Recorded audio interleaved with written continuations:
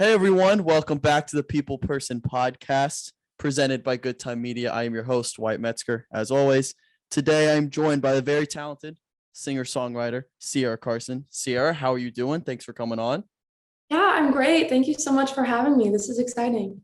I will say I like to, when I have like singer talented people come on, I like to listen to their music before the podcast and, Oh, just kind of set the tone. mhm. Now I'm just sad. So thanks. I'm so sorry. Yeah. So, how would you describe your music to people who haven't heard it before? Um, that's such a great question. I feel like genres are so blurry these days, but I think that more than anything, my music is very like lyric focused. I've always tried to be really vulnerable and like honest in my music. Um, but yeah, I think that as far as genre goes, I would say probably like indie, alternative, sad girl, acoustic.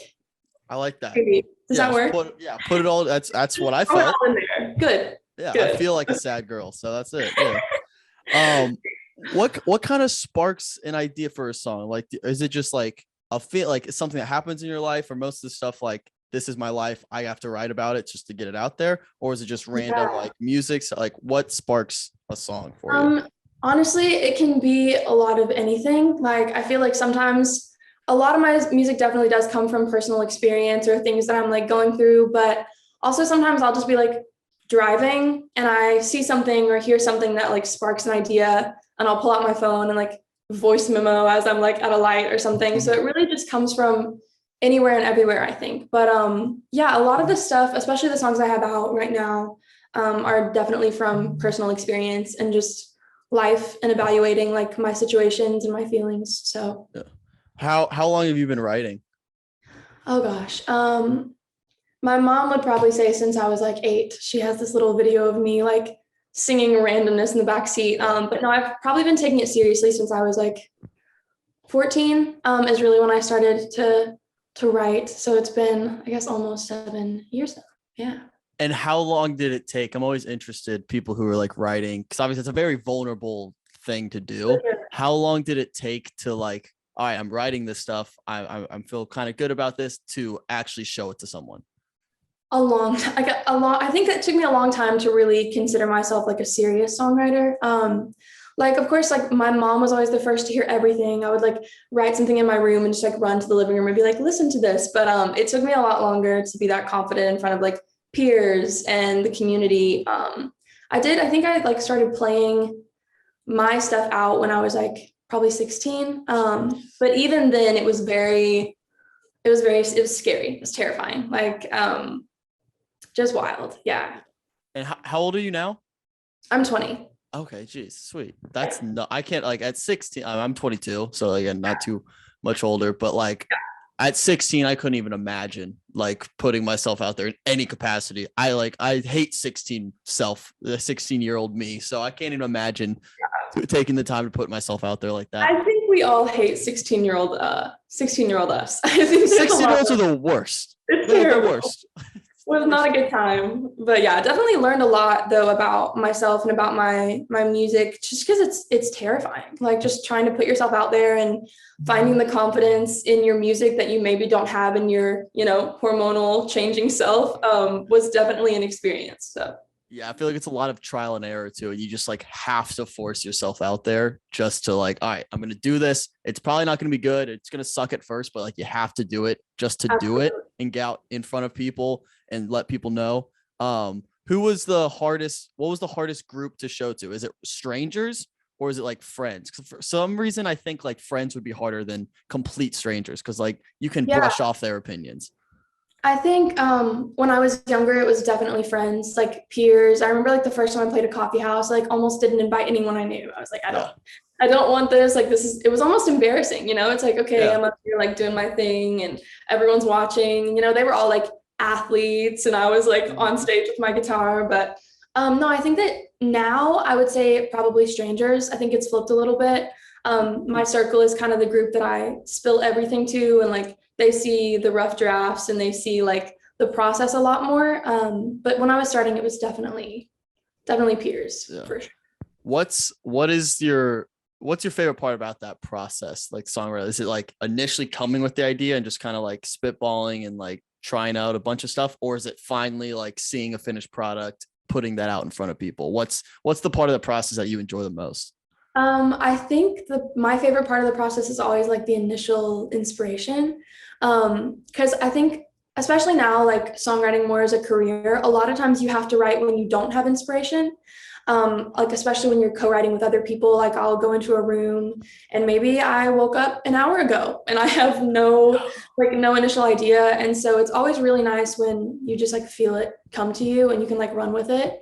I definitely think for me that's more rewarding even than like putting out the final product. So what's the weirdest story of like being inspired by a song? Can you think of something that just like randomly came to you in a random spot, or like was it like a word or a person in your life? You're like, oh shit, that came out of nowhere.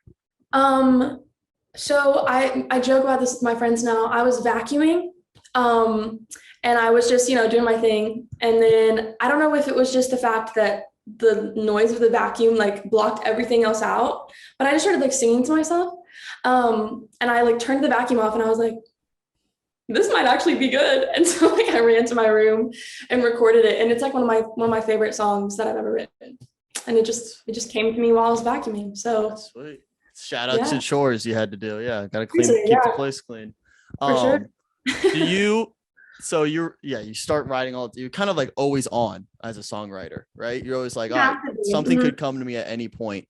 What's the like critique process of your own work? Like how soon do you know if something's working or not? Or like how you kind of knew right away that vacuum song, like, all right, this could be good. How do you know, like, how soon do you know, like, all right, this is not bad? I think I always feel like for me, it's pretty instant. It's either like, I love this or I'm frustrated. So it's like, sometimes it's like, this is amazing, it's working. And then other times I have to fight with it. And it's not that good things can't come from a fight. A lot of great things you have to work for with songwriting. But I think the feeling of like, okay, I know this is good kind of happens instantly or it doesn't with me, which can be really frustrating when you're trying to like create a project like an EP or something and you're trying to like write all the time and it's just not clicking. So yeah, how often are you actually spending time like sitting down working through songs or like trying to write, or most of it just like, I'm gonna live my life and if something comes to me, it comes to me? Because obviously like there's that pressure to constantly have songs, but how much time are you actually sitting down like writing? For me, it's daily. I spend a lot of time writing. And if I'm not writing something new, I'm editing something old. I think that's really what I spend most of my time doing is like, I'll have an idea, I'll like play through a verse chorus, and then I just leave it for months.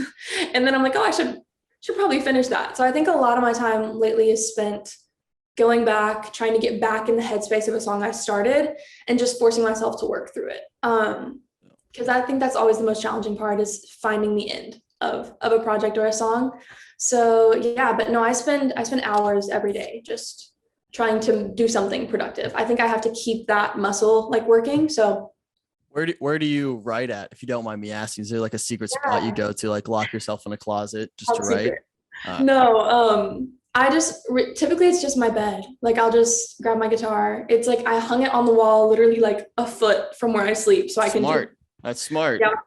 Good, quick thinking. No, but yeah, I spend all my time just like sitting there. I think for me, I have to be in a space that feels like comfortable, or maybe like safe is a good word, just because like you said, songwriting is such a vulnerable process. So I'm either in my room or outside. I love to be outside, especially when it's nice. So well, now where do you live? Where are you about? I know you're in Nashville quite a bit, right? Okay. Yeah, so I live in Nashville now, which is wild. I'm originally from Arkansas, so like small town to big city was quite the shift, but I've been here almost a year now. So okay, how's that been? First year review of Nashville. I've never been to Nashville. I really want to go to Nashville at some point. But yeah, sell me on Nashville. Sure. Okay, Nashville, for me, I think the best way to describe it is like it's a big city that feels like a small town. I feel like, especially in the music community, everyone knows everyone, which can be a little bit intimidating, but I also think that it's just a really welcoming environment. Like I feel like moving here, I immediately was pulled in to so many groups of people. And it's just like, you could walk into a coffee shop and the person like taking your order is definitely an artist. Like they're definitely doing exactly what you're doing. And so it's always just nice to know that you're not alone in it. I think that's really been the most beautiful thing about moving to Nashville is just like the creative energy here is just, it's unmatched, like genuinely. So I feel like that would also be incredibly intimidating too. Like, yeah, especially when you first get there and like everyone's doing what you're doing and you're like, damn, like it's like, oh, immediately you're thrown into a competition where like everyone, yeah, like if you're succeeding, everyone wants to be where you are. If you're not, you want to be where everyone else is, where it's like everyone's almost butting heads, but also working together. So I feel like it's like a weird melting pot. that's exactly what it is. It's like, you know that every person around you could be the person that takes your spot or like takes the thing that you want. But in like some ways, I think that keeps us hungry. Like definitely for me, it keeps me going. Just because you can't slow down, you can't stop, or someone else is gonna take off without you, you know? So yeah, it was terrifying. I mean, like moving here, all these people who have been here for 10 years, like most people have been here a long time. And so it's like it was scary kind of moving here and not knowing anyone or anything. And then you just have to Yeah. pick up and make something happen. So Did you move out there by yourself? Just you? so yes and no. I moved here with my sister. She's also a songwriter. So we both started college here. And then my parents actually ended up moving here also. So they live like 40 minutes outside the city, which is it's been a huge blessing just to have them so close. Has been like really nice because when things get scary or overwhelming, it's just like Yeah. I can come back and be where they are. So That's nice. Yeah, you have that little like blanket in the back. Like I can go home if I need to, but I yes, don't want to. I don't need yes, you. But if I do, I'll be there. So that's yeah, gotta be nice to exactly. have that security. Um, so are you in school? Are you just Yeah. songwriting? Like what's that look like? What's your day to day? Obviously summer right now, but like Yeah, so I'm actually in the songwriting program at Belmont okay. University, and that has been wonderful. I love it so much. It's really just, it's so funny. I always like describe Belmont is like, it feels like High School Musical. I It's was like, just gonna say you that. Yeah. literally, it's like you're walking around campus and everyone has a guitar and everyone's just like singing and hanging out. Like I feel like I did more of that than I did going to class. Which I survived the semester, I survived the year, but yeah, no, it's been great. And I think having that sort of system has been really helpful, especially moving to a city this big. Just kind of having a place where you know things and you know like where things are and you have sort of like structure has definitely been helpful for me. I feel like I took a gap year after high school and we were mid-pandemic at that point. But it was probably one of the smartest decisions I could have made just for myself. I think that like I worked on music for a year and realized like, okay, this is absolutely like what I want to spend the rest of my life doing. So I came to Nashville and into school with this like really clear vision for what I wanted to do. And yeah, it's been That's great. that's awesome. I think a lot of people brush off the idea of like taking a gap year, like figuring your life out for a second, like taking a breather. Cause like you go straight from high school to college and then people take that breather like outside of college or even later. And then they're like, wait, it's too late to like actually figure Yep. out what I want to do. So I think that's good for a lot of people to hear. It's like you Yeah. can take a breather for a little bit. Like there's no rush. You can figure it out. And then, well, yeah, you find something you enjoy, pursue that 100%, which sounds like you're Yeah. doing, which is awesome. I encourage anyone and everyone to take the time they need outside of school because like I think that just like our society is so built on okay, high school, now let's chase a diploma. Now like that's just kind of been the system for so long. And there's absolutely nothing wrong with that if you know what you're doing and you know what you want. But I think especially for I feel like personally as a creative, like taking that year made the biggest difference in not only like my happiness and what I'm doing, but also just in my ability to do it and to know kind of how to navigate school and music. So Yeah, no, 100%. I was lucky enough. I think I got my gap year during COVID because like yeah. I got sent home sophomore year of college, and then Mhm. I didn't go back my junior year, so I was basically a year and a half. I was Yep. like by myself, had to live on my own, but I got an apartment. I was like, all right, I feel like I moved on from college and had to figure my life out and what I actually want to do, and so I kind of stumbled and grew this, and now we're here, Yeah. and it was like I never would have really done that or had the time to do it if COVID didn't. So like in a weird way, I'm thankful for it. Obviously, like it's a silver lining type thing because a lot of bad shit happened. Absolutely. Yeah. But again, there's a lot of positives came out of it. So again, yeah, having time just like to yourself, be like, all right, what do I actually want? Because life moves so fast like very. And I just said that. As soon as I said that, I realized people are gonna quote. People think I look like the guy from Ferris Bueller, and that's one of the quotes. Life moves pretty fast. If you don't, yeah. So I realized I backed myself into a corner there. That's tough. Mhm. But yeah, that's really important. Like just taking a breather every now and It then. is for sure. Yeah. And I definitely agree about the pandemic. Like I was actually committed to my state school for international and global studies when I graduated high school. So definitely a life switch happened throughout that year that I just spent locked in my room, like questioning everything I knew about the world. So yeah, definitely changed my life for sure. Quick detour. Talk to me about Arkansas.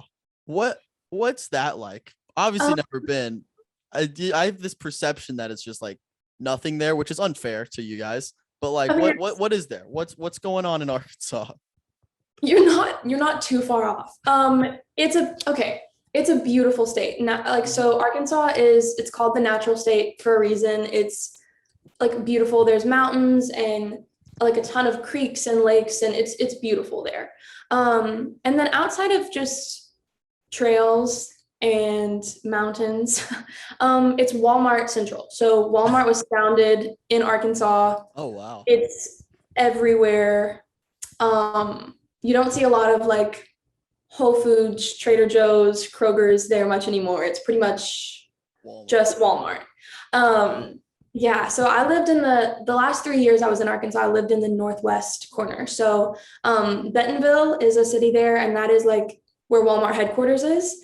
And that area is just full of like arts integration and like a lot of really cool random things there. Like a lot of really amazing museums. Crystal Bridges is the big one. And yeah, so it's interesting because it's kind of a hidden gem. Like there are definitely things about Arkansas that people just don't know, but it is a lot of farm. So you weren't too far off. I feel like people find out about Arkansas through people who have left Arkansas, which is not really a good thing. Because if you're talking to all the people who have left, then maybe they might have a jaded idea of it. Yeah, I lived in Arkansas my whole life. I love it so much. But it's definitely nice to be somewhere new. It's been fun to explore a different part. We're still in the South, so not that different from home, but Nashville is definitely a different place. Yeah, so. big city girl now. Yeah. Yeah, you could say that, I guess. So now I'm really interested in the idea of just like Nashville and the scene, and like because I've talked to a few people who've lived there and like are very like in the know of like what's going on there. Like your day to day in the summer right now, like are you just like writing with other people, meeting with other people, sharing songs, sharing ideas? What's a day to day like right now like going on? Yeah. So for me, I have some full band shows coming up. So like yesterday I had band rehearsals for like the entire afternoon. I was in rehearsals. Most days I'm booking rights with other people. So that looks, I mean, sometimes it's like, come to my house, and other times it's like, let's go grab coffee. And, so it's a lot of that. And also we do these things called writers rounds in Nashville. And it's kind of like a coined Nashville thing. It doesn't really happen anywhere else, but basically in all the little pubs and bars and restaurants all around town, they set up these songwriting rounds, and it'll be like 3 or 4 songwriters on stage, and you just go around and play your songs.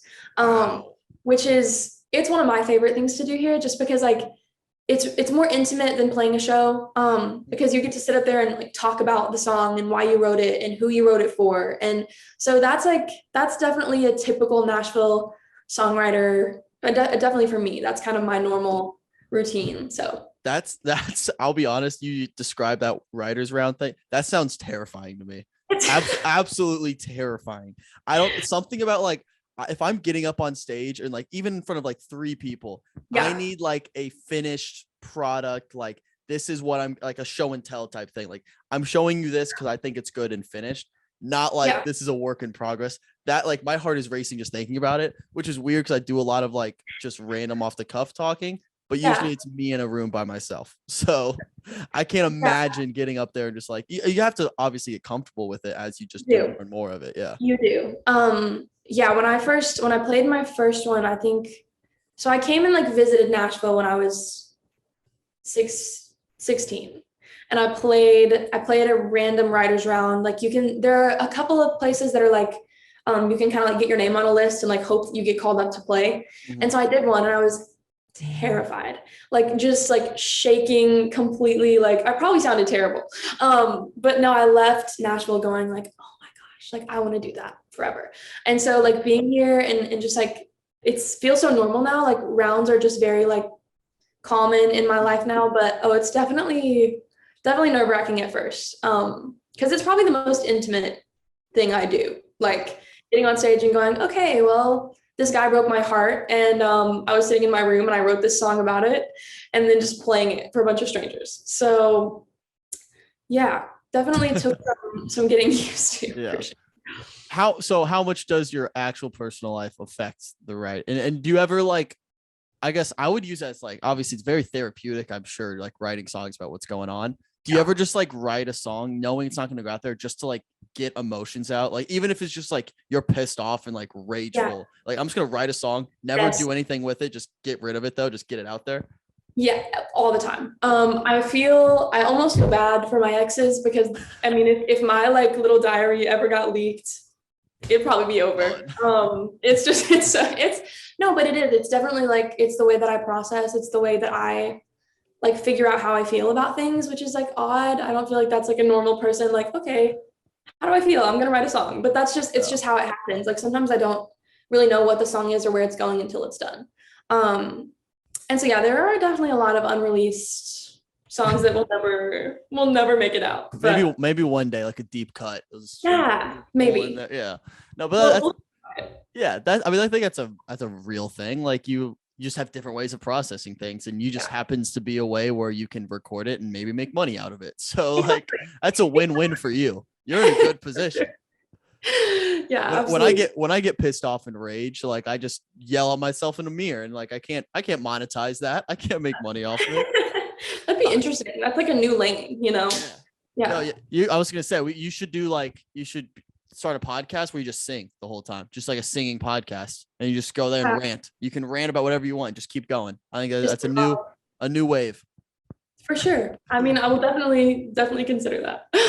Oh my God. Have you met anyone that like just kind of blew you away in Nashville? Like either like someone like a lot of people know, or someone who just like has been a huge help for you personally as you've kind of navigated that whole arena? Yeah, I think honestly, I think that there are a lot of people that have just affected like how I view life and how I view music.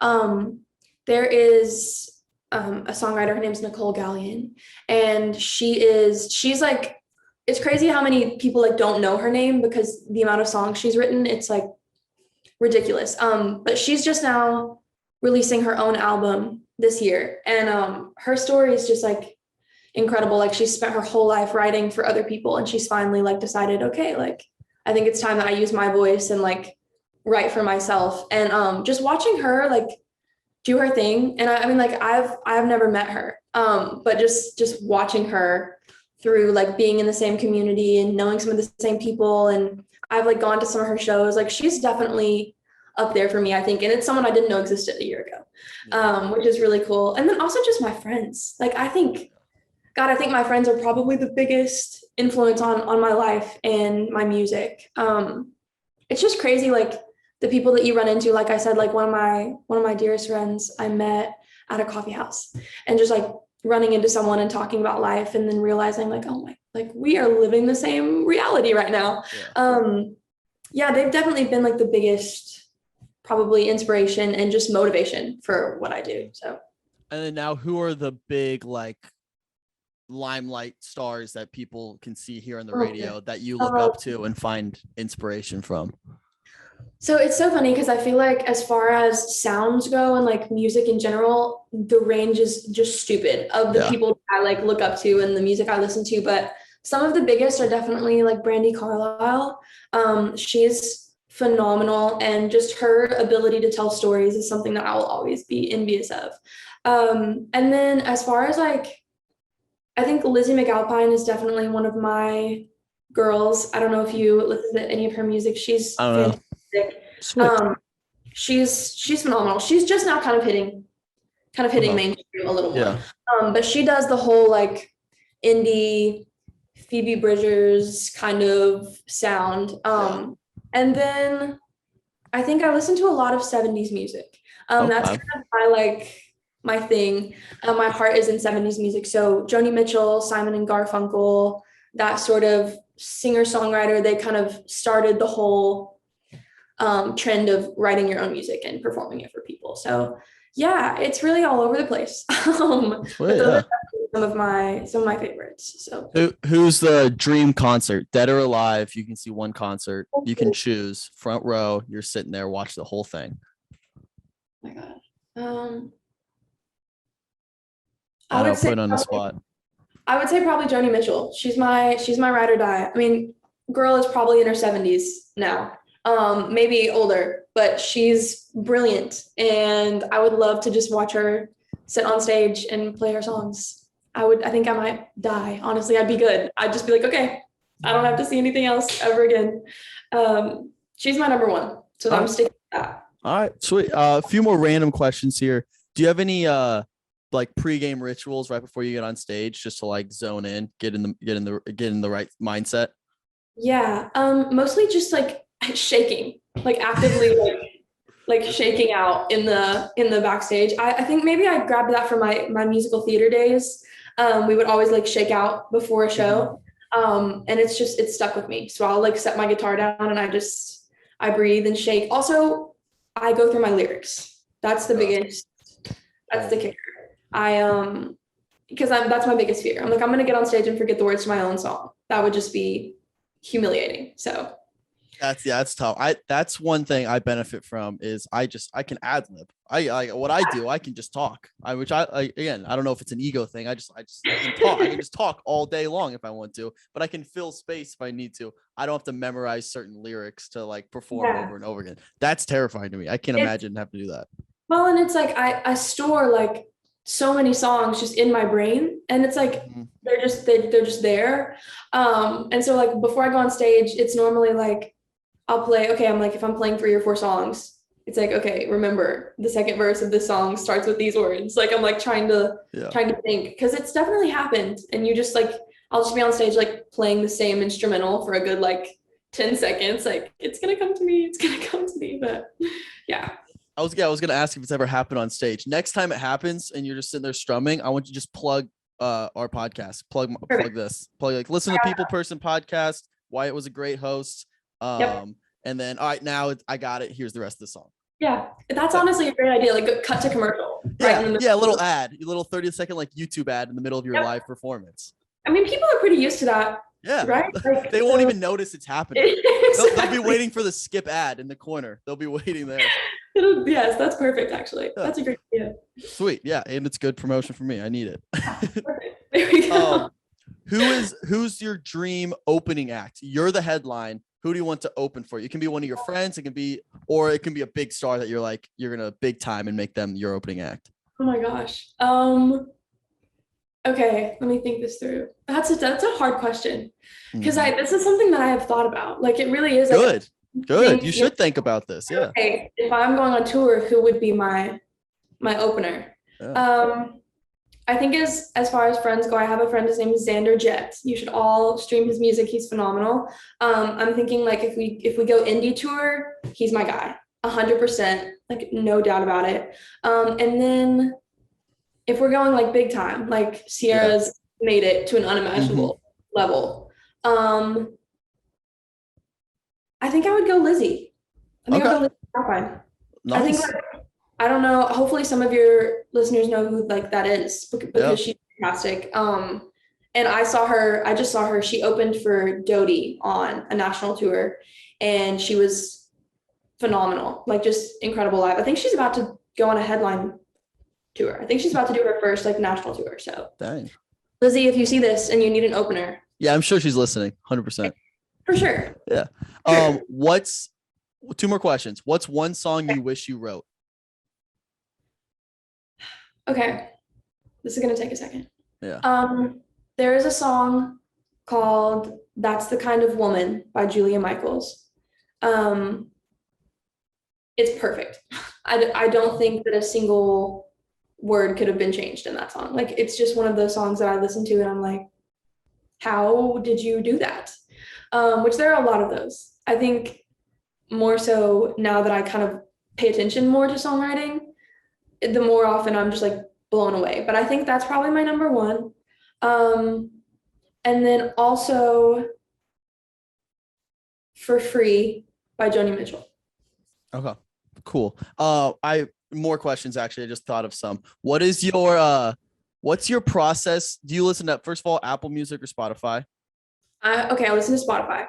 Okay, wrong answer. I'm Apple Music, and I will Oh die by Apple. no. Yeah, you can hate on me all you want. Everyone hates on it, but Listen, I'm used I to it. won't hate on you simply because Apple Music pays their artists more. I support small business. Is what I do. I support small So artists. there you go. I do applaud you. It's just I like started with Spotify and now I've become spoiled and I've yet to make the jump. So yeah, that's fair. That's how I started with Apple Music. What's your like process for you find new music? Do you have like a certain playlist you add them to? What's your like categorizing? Like, how do you keep all your new music that you find and you want to listen to together? Because I have a very specific like process. But okay, so my playlists are divided by like vibe. It's very like I have a playlist called like Streetlights. It's like my late night driving playlist, and then there's like my acoustic like dreamy fall acoustic playlist. Like that's so it's all very like split by how it makes me feel. I think that maybe it's just because music for me has always been very like feelings based. So for me, like if you're this vibe, you go here. If you're this vibe, you go here. As far as like finding new artists, I love to just listen to other people's playlists. I'm a big playlist person, so yeah, that's my. I want to hear your. Oh, yeah. So I'm very complicated the way I do it. I'm a like recency bias kind of person when it comes to music. Okay. I find a song I like and I'm gonna listen to it a bunch. So I have one playlist called the 100, where it's the most recent 100 songs that I found that I like. Ooh, okay. So every time I add a song to that playlist, I find a new song. And then I delete the latest one and add it, and I file it like a filing cabinet for like a year. So I've done it for like 4 or 5 years now.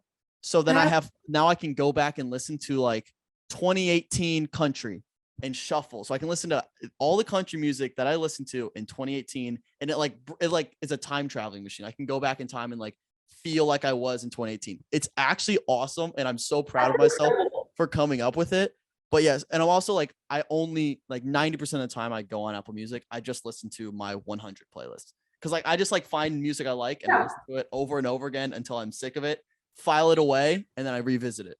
That's crazy. Honestly, that is genius. Like you should like patent it. Yeah, I should make an app for that where it's like you really should.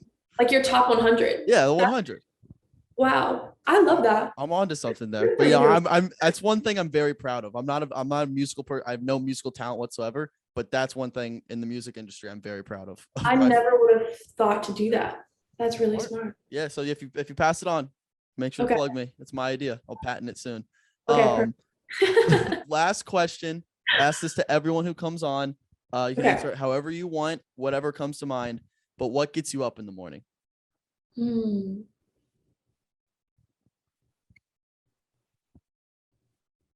That's a great question. Thank you. I thought of it myself. Yeah. Honestly, as much as like everyone probably would expect me to say music, I think my family does. I'm super close with my family. I have a sister who is like a year and 4 months younger than me. We're very close. And my parents, like it's just the four of us, but I love my family so much. I've always been a big community person. I love my people.